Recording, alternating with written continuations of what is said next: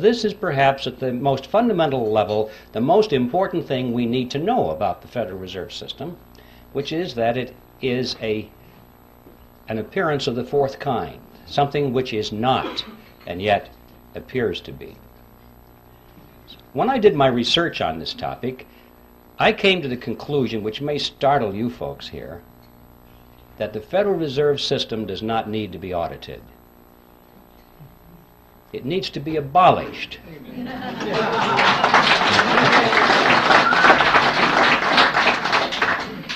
And the reason I say that is because I'm sure that if they audited the Federal Reserve System, they would find out that it's doing exactly what it's supposed to do. There's no secret there. There's no shenanigan going on behind the scenes. It's all out in the open. If we'll just study the Federal Reserve System on the basis of what we know already, if we'll read their literature, if we'll dig into the history, we find out that it's one of the greatest scams of all history. Out on the surface, it doesn't need an audit.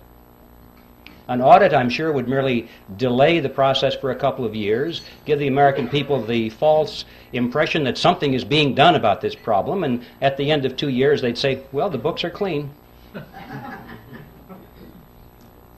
I came to the conclusion that the Federal Reserve needed to be abolished for 7 reasons, actually, and I'd like to read them for you now. I've stated them in rather concise terms. Hopefully they'll have some shock value, so you can remember them. And here they are. First of all, it is incapable of accomplishing its stated objectives. 2, it is a cartel operating against the public interest. 3, it is the supreme instrument of usury. 4, it generates our most unfair tax. 5, it encourages war. 6, it destabilizes the economy. And 7, it is an instrument of totalitarianism.